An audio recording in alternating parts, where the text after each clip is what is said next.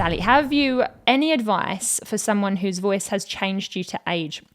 Yes, and funnily enough, I'm doing a lot of research into this at the moment. There is some fascinating new research about the aging voice and things that we can do to work on it. A short answer is, as we grow, as we evolve as humans, some tissue starts to degrade a little bit in terms of it gets a little bit weaker.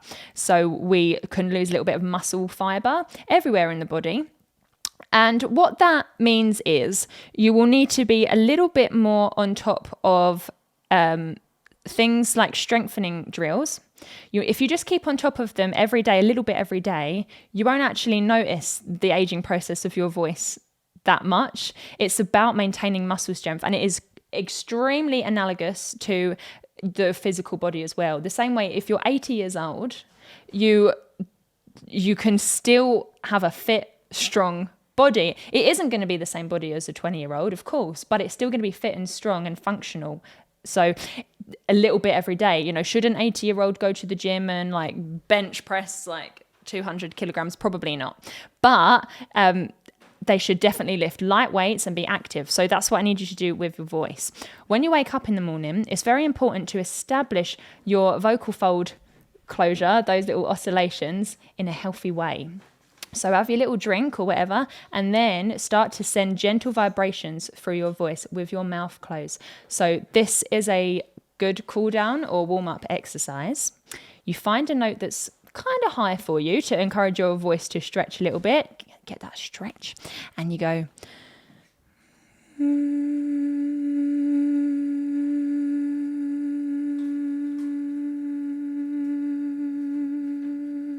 So what I was doing there was a note that's kind of high for me, and I was doing it as quietly as I possibly can, just so it didn't break, all right, with the mouth closed. So you can maybe go a little bit too on the breaky side and then fill it back, like...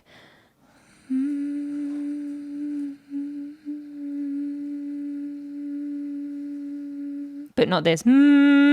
Okay.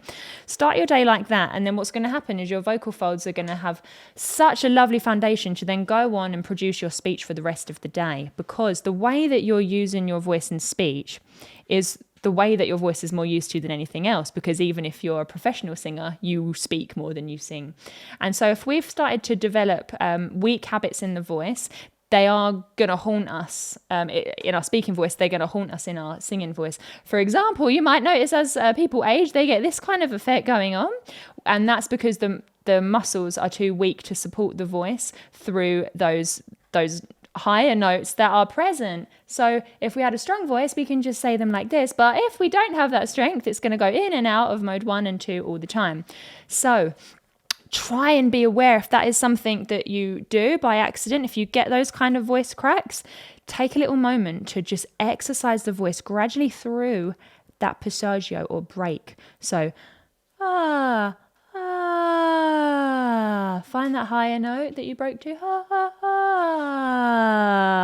and slide it down. You really should be working on your passaggio, that break, making sure that it's as smooth as you can. Really gentle things like sighs and that hum. A really good voice exercise for strengthening as well is to sing a song into your thumb. So if we go for Somebody to Love, it would be like this. I'm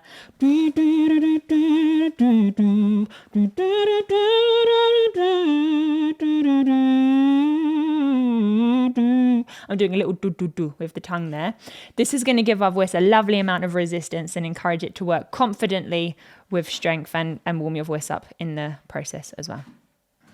Yeah, more where that came from. Stay tuned. I'm going to have way more interesting scientific things about aging voice soon. All right.